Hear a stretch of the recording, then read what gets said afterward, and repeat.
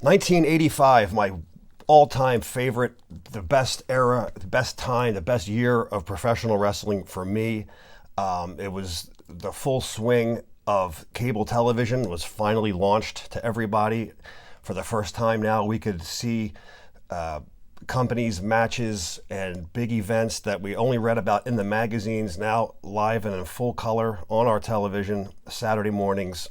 It was just, to me, was the best time period in the Northeast. So we got WWF, a couple small indie promotions on an off channel that didn't last very long. Other than that, that was it. We now had NWA Crockett. We had Texas, UWF, which was Mid-South then for a short time. We had Polynesian Pro, AWA. We had there was one, it's escaping me. There was one other one that was just, to me, was the best time. Every comic book character in these magazines here came to life in 1985, and it would just be a time that was just the greatest for me. And the magazines and some of the events that we're going to go through were the beginning of it all, and it was just an awesome time. So January 1985 comes out with Inside Wrestling. And we're going to look at every issue. We have a bunch of Japanese issues, and not every program, just some big programs for some of the bigger shows that actually, put their mark on the wrestling business. So, Inside Wrestling, January 1985, Magnum TA with the huge North American belt. I did not like that style belt. It was just a little bit too big. I liked the other style before that one. The Wrestler would be continuing on the feud, trying to get every last drop of this as they could, with Kerry Von Erich rematching with Ric Flair for the NWA title. And it is a look of Cyndi Lauper on the cover of a wrestling magazine with Captain Lou. Chief Wahoo McDaniel, Ric Flair. I've always loved Wahoo McDaniel. He was, very rarely would you see a gimmick, say Indian, on a wrestler, and he'd be a heel, and he was just a great heel. Somebody who never got enough credit, I don't believe. I thought he was a fantastic wrestler. His matches with Flair are awesome. Battle of the Belts, I think it was one. Great match. I wish Wahoo had gotten more respect, because he certainly deserved it. He held a shitload of titles, don't get me wrong. He wasn't, he won every championship everywhere he went, but it would have been great to see him get a world title shot, hold the belt anyway. PWI with the Road Warriors, awesome destruction, and they were tearing people up in 85. They were the hottest tag team in the world. Japan was dying to get them, and they would soon get them. Superstar Graham, Billy Jack on the January 85 main event. This was wrapping up their feud down in Florida, which was a huge feud. Every magazine covered that feud. It was a big one for the Florida title. Superstar beats Billy Jack for the belt, and a lot of rematches for the challenge match for the title again. It was all over Florida. It was huge. Wrestling scene, we got Carlos Colon getting bit by Bruiser Brody. We seen the release of wrestling album number 5 in 1985. This is a pretty sought after one. The first 2, I believe, were on the newsstands. 3, 4, and 5 were mail away only. This is one of the mail away onlys, and this would be the last album that they would do. This is just a random program for the WWF. No lineup sheet. Don't remember where I got it. Don't remember where it was when I seen it. I know Sheik and Volkov were not on the card. But this was just your basic run-of-the-mill stadium programs that you would get when you went to a show. Wrestling 85, Ricky Steamboat, now in the full karate / the dragon gimmick. Ringside Wrestling, Gino Hernandez and Mike Von Erich on the cover. I'm sorry, that's Kevin Von Erich. Another match of Superstar and Billy Jack. Good looking cover there. The Japanese issue of Gong is announcing the Road Warriors are coming, and great issue. A lot of coverage of the Road Warriors in here in full color, which we never got to really see them in a lot of color unless they were on the cover, and that's certainly a team that needs to be looked at in color. Difficult magazine to find. If you can find it, if you're a Road Warrior fan, I highly suggest you get it. Volume 2, number 1 of Vern Gagne's Pro Wrestling Report. Vern's kind of an attempt to a company magazine, which was a newspaper. There wasn't much to it, maybe 10, 12 pages. I don't know, there might be something on the back. Subscribe today. Okay, it is once a month. 12 issues for $14.95. I have a couple of these, not many. I have a couple from '84, and I just think 2 for $85. That's got the Masked Superstar on it. Only color in this is just on the cover of that. That's it. Tommy Wildfire Rich. Wildfire would slowly start to cool off in '85 from his earlier '80s hype. February now, 1985, Inside Wrestling. The Wrestler. Whenever you see Inside Wrestling, that's the start of another month. I have them in order. Inside Wrestling, The Wrestler, Sports Review, PWI. So that'll be the, if I don't say the the month right off the bat, just know when you see a new Inside Wrestling, we moved on to another month. February '85, Greg Valentine and Ronnie Garvin with the national title on the bottom.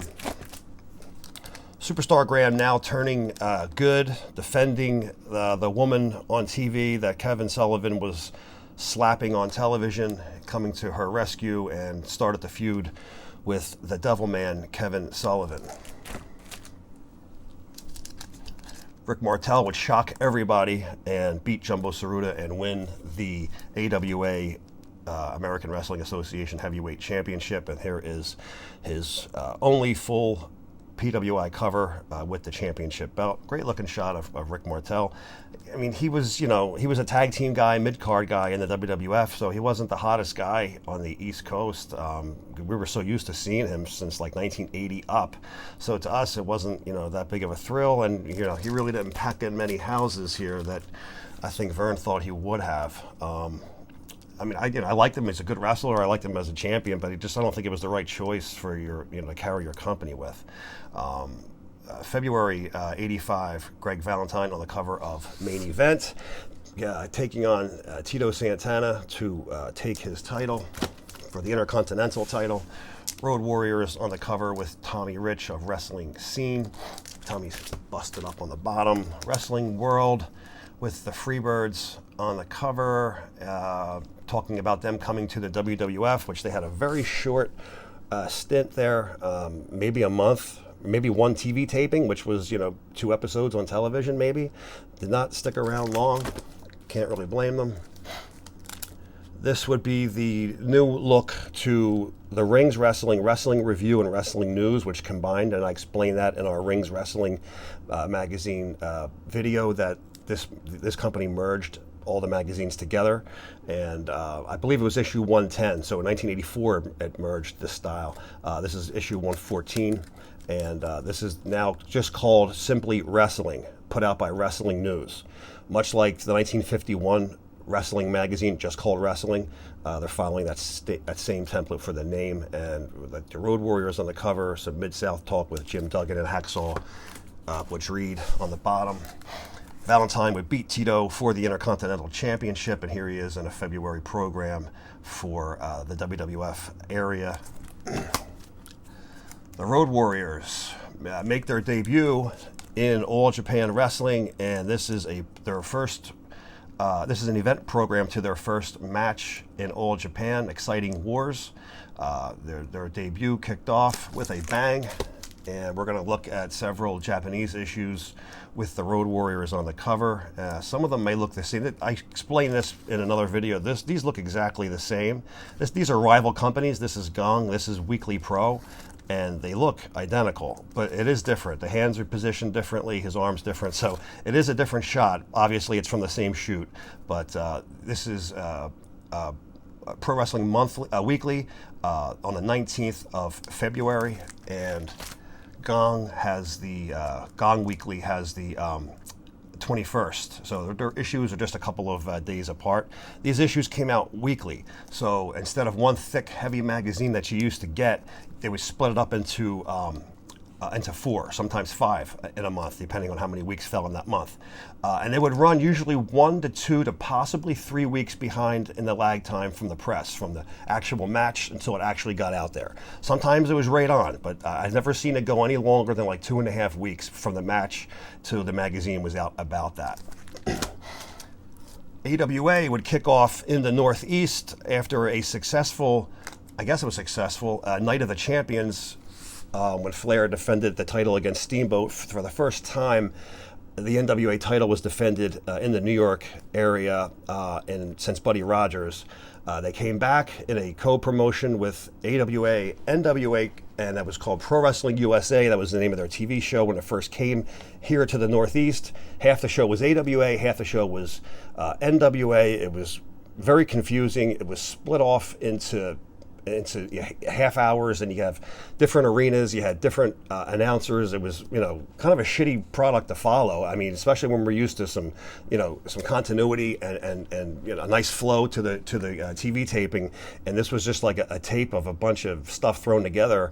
Nobody seemed to really have a good grasp on it early on. I remember even early on, the AWA, I think it was even like, was it Russell from the Memphis area was doing the announcing? It was filmed down there, and that quickly changed to half Worldwide Wrestling, half Vern Gagne's promotion show, but they split off. Maybe 6 or 8 months later, NWA would get their own worldwide show, and then the AWA would have their own Pro Wrestling USA show. So this would be their first co-production show, joint venture, however you want to call it, hybrid show.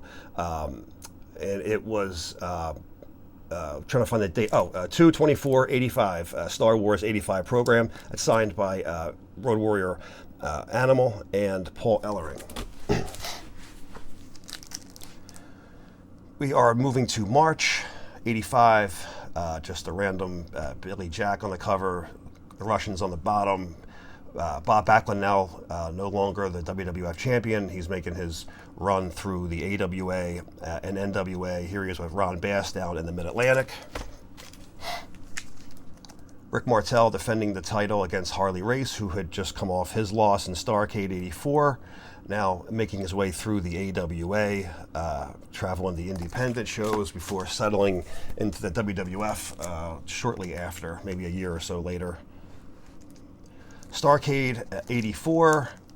This is the magazine covering all the coverage from Starrcade 84, which took place Thanksgiving night. So this is March. Let's see, with Dusty Rhodes and Ric Flair battle for the title.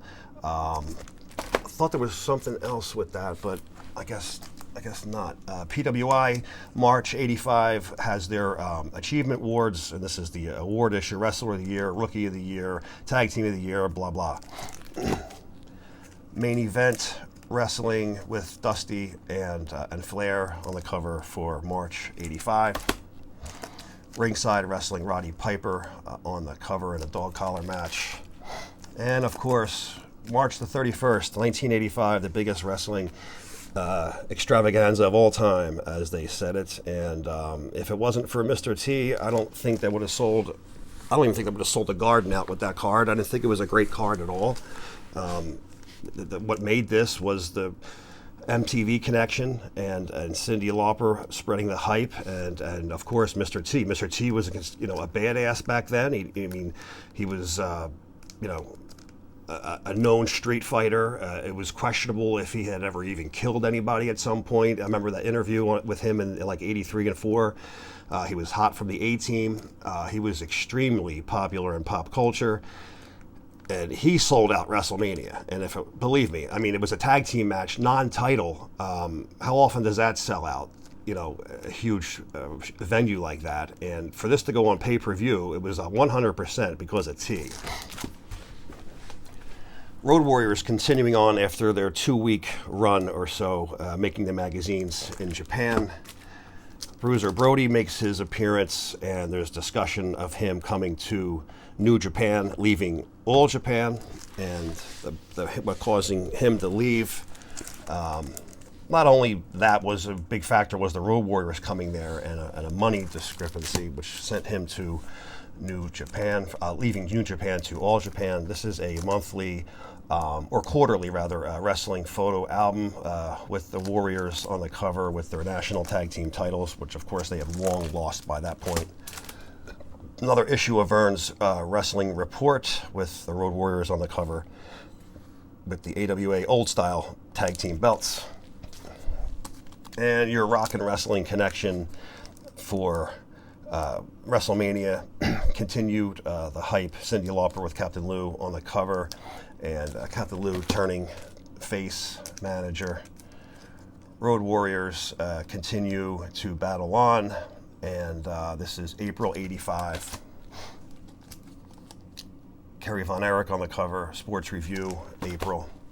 Jimmy Snuka, I Want Piper. Huge feud here in the Northeast with Piper, and also when the Tonga Kid came. Andre the Giant on the cover, Main Event. Ricky Steamboat battling it out with Tully Blanchard. They had their last match at Starrcade before Steamboat came to the WWF. He was already in the WWF at that point, made an appearance at WrestleMania. The Road Warriors and Jerry the King Lawler, Bob Backlund on the bottom. Wrestling 85, Dusty Rhodes, looking like one of the Village People.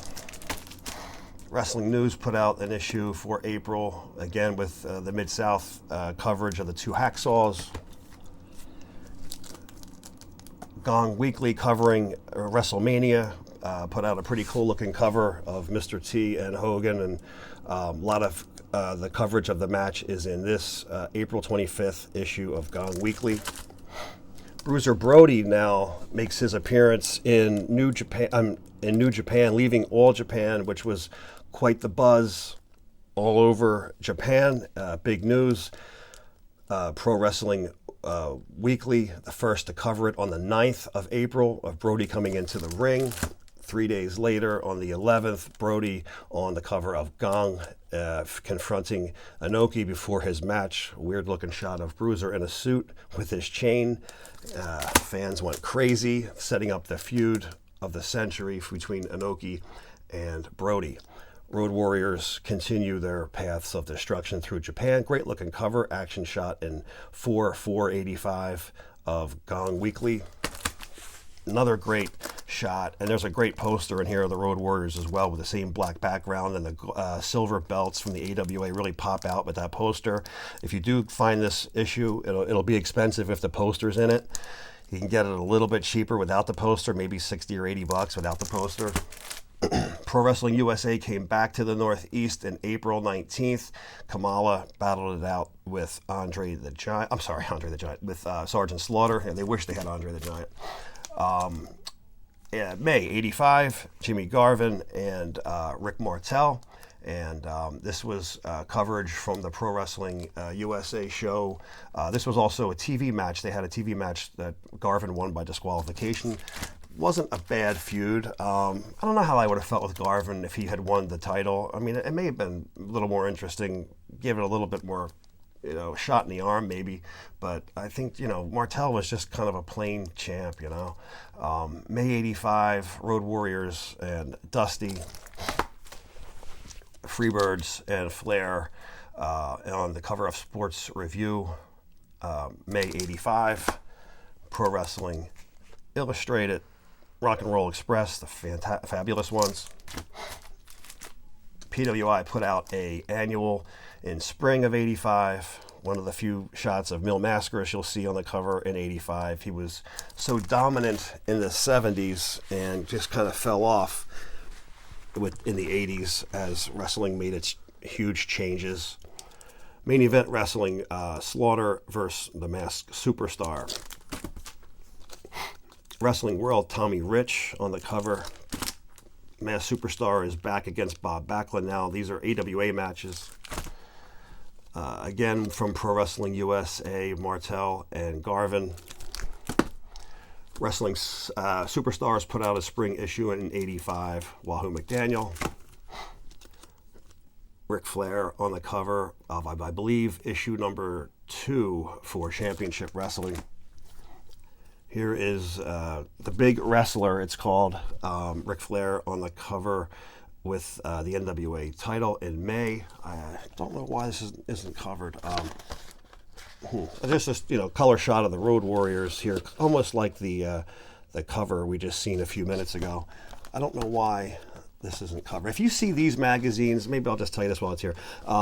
These magazines came with stickers, and these are pull-out stickers here. I don't know what you're getting. You're getting something for the UWF, Billy Jack in a cage. You'll see these spine stickers for a VHS and a beta tape. They would record stuff off their TV, and then they would give a lot of artwork for your VHS and beta for your home collection. And these magazines would do that. Gong would do it also. But these stickers are ridiculously expensive. They drive the magazine prices crazy just for those couple of stickers. Gong was notorious for it. And Big Wrestler did it a few different times. That's pretty rare for them to put out a UWF sticker for your VHS tape to record that. It's pretty cool. I didn't realize that this was in here. I'm glad I don't have a cover on it. I got to get a cover on it. But so that's one of the reasons that you'll pay a lot of money for the Japanese issues also. Those stickers really command a lot of money. And also they put out cards and big stock cardboard like photos, which is basically a full-size photo. And it's like on a thicker cardboard type paper. And that's what drives the prices ridiculously high, too, for these Japanese issues. Gong Weekly, continuing on the feud with Inoki and Brody. That feud will continue on through the fall until Brody would leave. Here's another shot of those two facing off. Again, great looking cover there. Another pro wrestling photo album for 85. This was the gimmick version. All wrestlers who wear face paint or makeup. You even see the Freebirds with their faces paint. They got Kabuki here, Adrian Street, and the fake evil Dusty Rhodes. I remember that in Florida. That was a great angle when they did that on TV. Moving on to June 85. This is also covering the Slaughter and Flair match we just seen the program for Pro Wrestling USA a few months back. Barry Windham on the wrestler. Pro Wrestling USA ignites at the Meadowlands, and here is your full coverage from Star Wars 85, coming in the June issue of Sports Review. Dusty Rhodes on the cover of Pro Wrestling Illustrated with the boot. Another full coverage of both events. This has got WrestleMania as well as Star Wars 85. Garvin and Martel, they were on a ton of covers together. That was a huge hyped up match, and I don't really think it delivered as well as they thought it was going to. Wrestling News with the Road Warriors, I got that signed. I do have my name on that. I usually don't do it on a magazine sometimes, and that's Animal and Hawk with Precious Paul. This is a June issue with Animal and Hawk on Pro Wrestling Monthly, or Weekly. I say monthly sometimes because it used to be Pro Wrestling Monthly, and then it went to the weekly issues. It became Pro Wrestling Weekly, even though they still put out a Pro Wrestling Monthly issue. It gets confusing. Pro Wrestling Album discussing the WWF coming to New Japan and getting ready for the IWGP Tournament, number 3. This is just a Pro Wrestling USA program that I had got when I went and seen them at one of the high school gyms. No, actually, this was from Atlantic City at the Tropicana Casino for a TV taping. There's no lineup sheet in these, but the matches were good. And Backlund wrestled Larry Zbyszko, and Rick Martel wrestled for the title, Freebird Michael Hayes. And the match with Backlund and Zbyszko never made it to TV, and it was a really good match, and I couldn't believe they left it dark. The place was great. The people went nuts. Everyone was behind Backlund. The crowd was into it, and they never aired it. I just, for the life of me, can't figure out why it wasn't. We looked every week for the show to come on, and it wasn't on. Inside Wrestling, moving up to July now.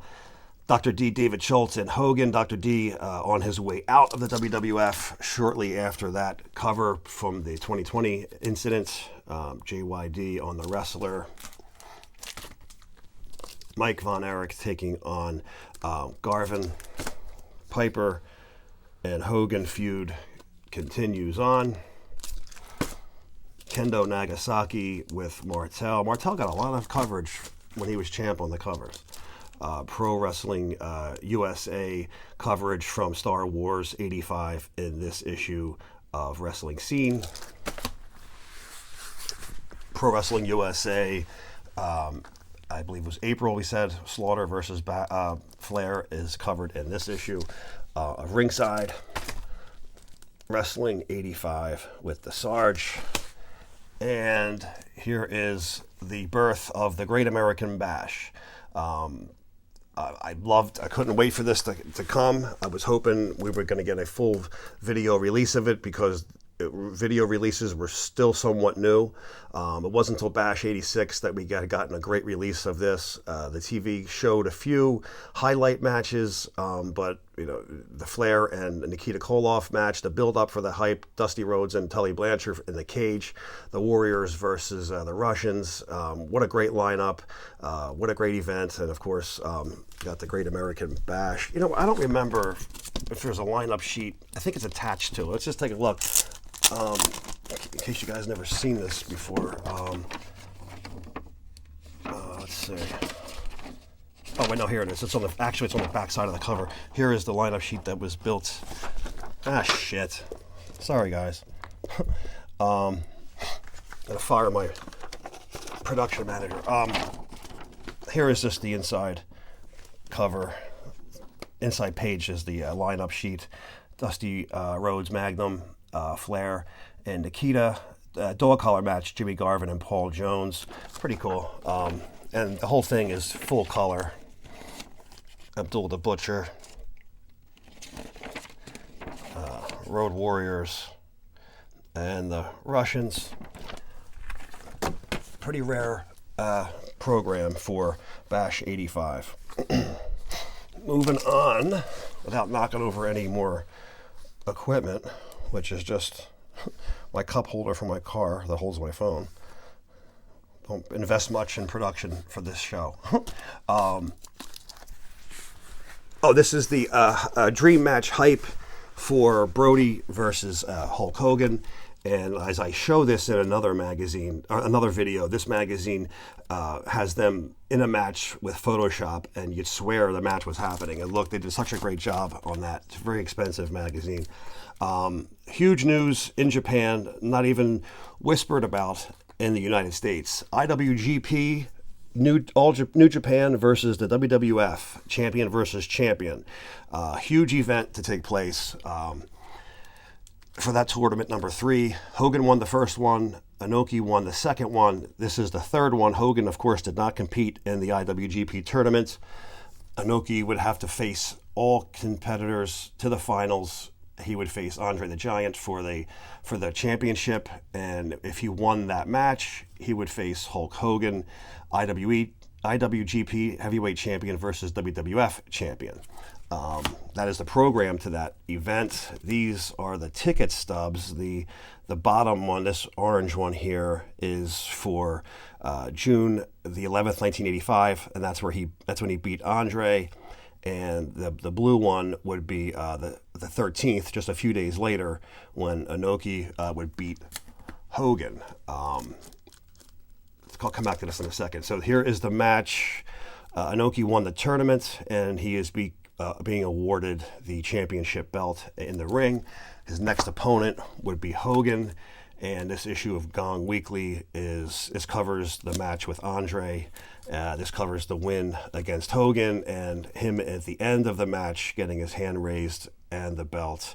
Champion versus champion. WWF goes down as losing.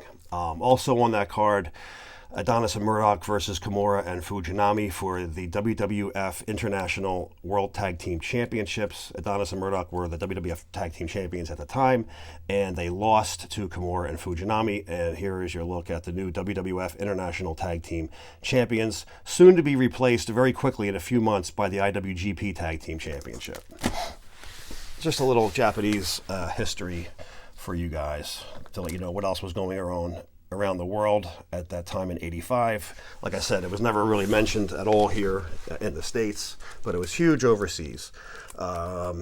Hulk Hogan and Paul Orndorff on the cover, August 85. Road Warriors on the cover of Wrestler.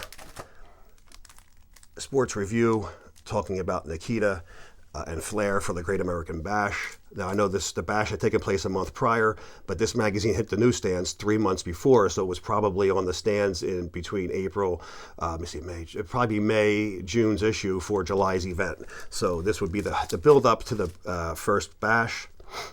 The Von Erichs on the cover of PWI.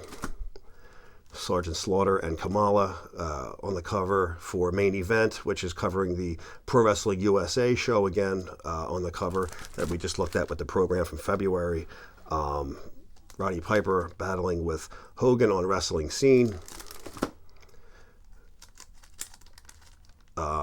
Ric Flair taking on Kerry Von Erich. Wrestling News. It's got you can see the difference with this magazine compared to the others. You can tell, they didn't put much effort into it. The covers didn't really have anything that popped that made you want to go buy it. I mean, like I said before, this is your exploitation. This is your selling point, the cover. You judge a magazine by its cover, not a book. So if you want me to buy it, it's got to be something that I want to buy that's going to, say, oh, I need to have that. And this certainly isn't saying that. That being said, the magazine was fantastic for coverage because they treated it like a real sport, and they wrote like a sports page, like in a sports section of the newspaper. So they treated it real, and they gave you good information. It's just, I guess people didn't care. They didn't want it. They wanted the over-the-top covers with, information and matches, and I get it. But, this here gave you the scoop. It gave you the scoop and covered territories that nobody else would even go visit. And it's just a shame that it didn't make it.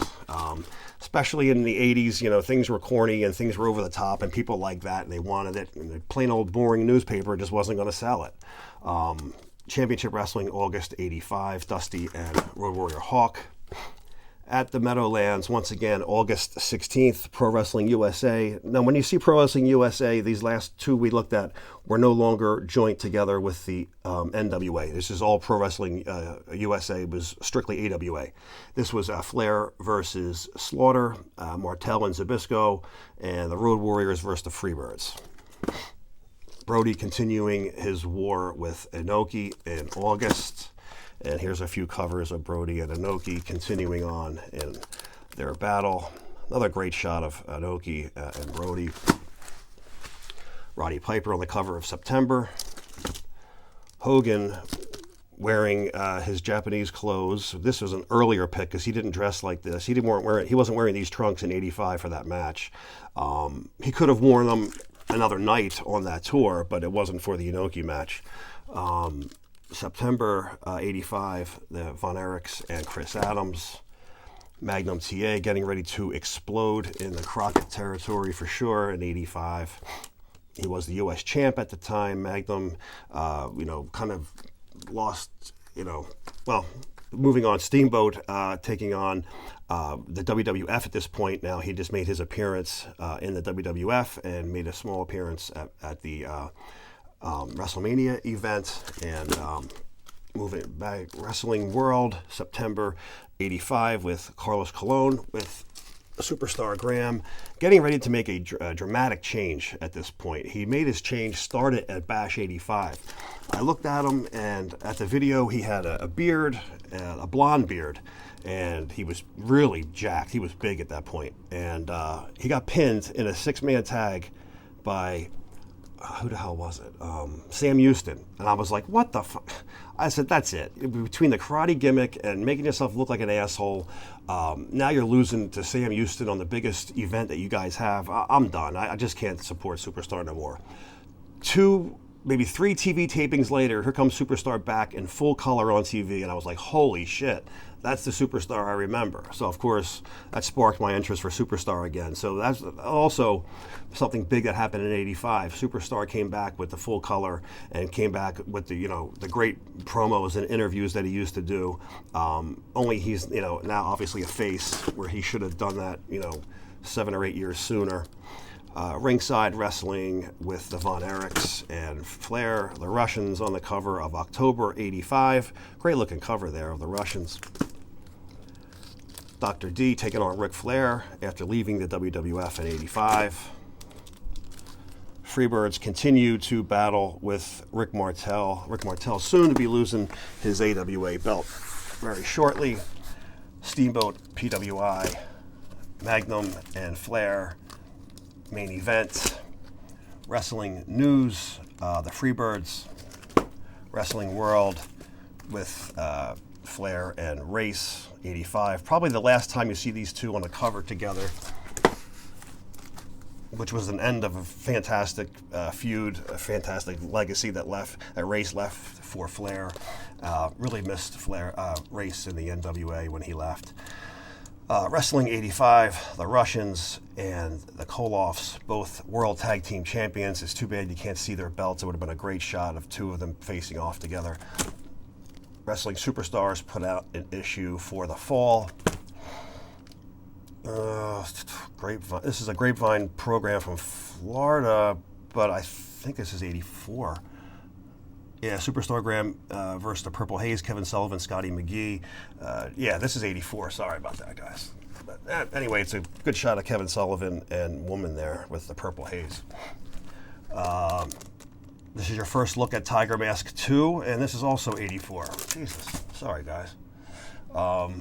Tiger Mask 2, real quick, Tiger Mask 2 made his appearance after a lawsuit and legal battles to let the name go. New Japan owned it, so you'll see Tiger Mask 1 in New Japan, Tiger Mask 2, 3, and beyond, or in All Japan. Tiger Mask 2 was not in New Japan. Just, throwing that out there for a little bit of information in case you didn't know. Brody continuing on with Inoki. This is continued information about Brody and Inoki.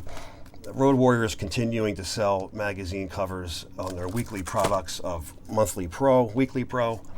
Another photo album of light heavyweights. That's the Cobra. This is the Cobra who wins the WWF Junior Heavyweight Championship. I believe he beat, I forget now, I don't want to say, because I don't think he lost to Tiger Mask, because Tiger Mask was gone. Maybe it was the Dynamite Kid. Anyway, the Cobra was awesome. I thought he was great. He's really fat and out of shape. But later on he got really fat and out of shape, and you wouldn't even know it was the same person. But I thought he was great, the Cobra. November '85, Inside Wrestling. Fuji and Saito taking place at the Sands Casino in Atlantic City for a weird event. One wrestling match from the champion, one boxing match with the champion, and one kickboxing match with the champion. Took place in Atlantic City at the Sands to try to drum up some business, and it was an epic failure, pretty much like everything Atlantic City tries to do. Nothing ever seems to ever make it there. Let's see, the Road Warriors on the cover with the Freebirds with the full face paint. This was November of '85 Sports Review. I believe this was Super Clash when they wore the face paint like that. They actually beat the Road Warriors. Super Clash 2, one of them, something like that. It was the one at the ballpark. I think it was the first one that had Magnum versus Flair for the title, and Magnum fell short. Let's see, November '85 PWI when Flair was in Japan. Road Warriors on the cover slamming the Freebirds in the Nassau County Coliseum. Dusty Rhodes in a barbed wire match with Tully Blanchard on Wrestling Scene. Iron Sheik, and I'm sure Nikolai Volkov versus Rotundo and Wyndham.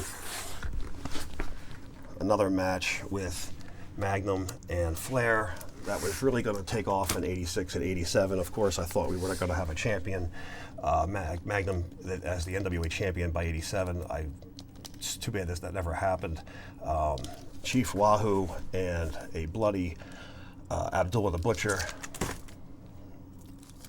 Another continued pro wrestling photo album with Inoki and Brody with their feud, which was going on roughly a year at this point, getting into November, December.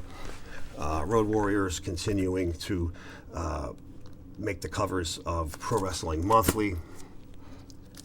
national tag team champions and belts that would no longer be after these two champions, the Anderson brothers on December '85 Inside Wrestling.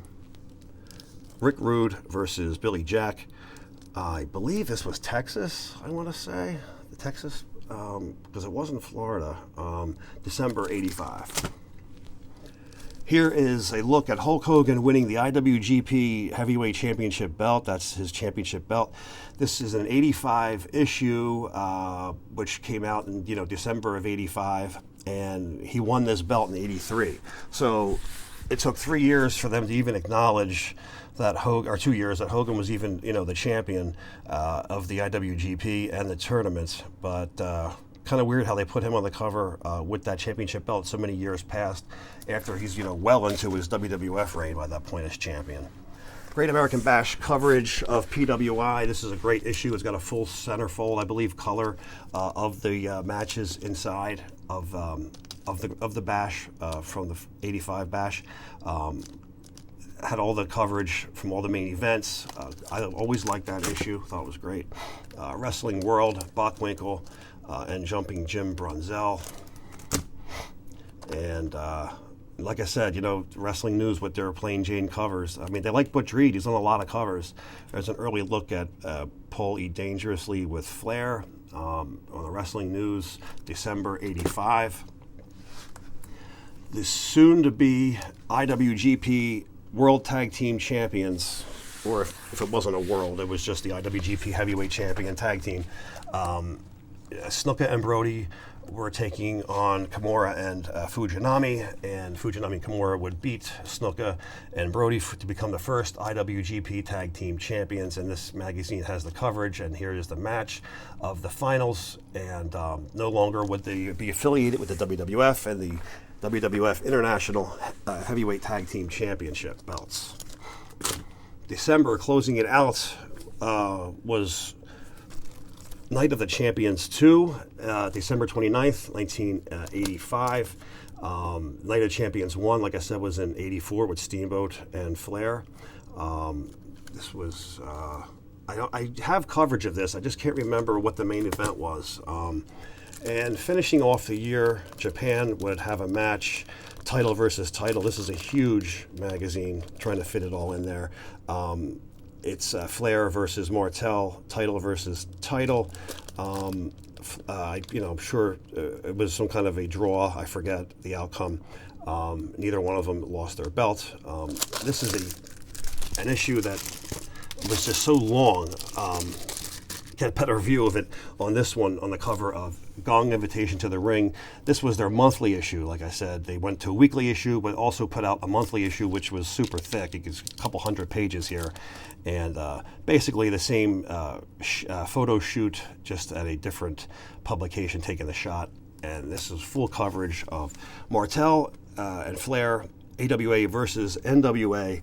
And that rounds out our look back at a very, very jam-packed 1985. That'll go down, like I said, as probably the best year in wrestling for me, just because of the cable television, the exposure from, getting to finally see Ric Flair, Harley Race, Dusty Rhodes.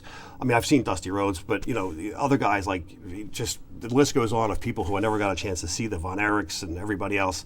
It was just a real special time, and to try to explain that to somebody, you can't. It's something you had to live and experience to go through to really know what that felt like. It's like looking at the internet for the first time, and like, bang, everything is right in front of you, and it's just an amazing feeling to be able to see all those guys come to life, and these magazines, encapsulate it forever. So I can, whenever I want to feel that feeling again, I just run back through my 1985 issues, and I can pop on a tape from anywhere, or just pop it on YouTube, and I can watch the matches to every one of these magazine covers of these great main events that we had in '85.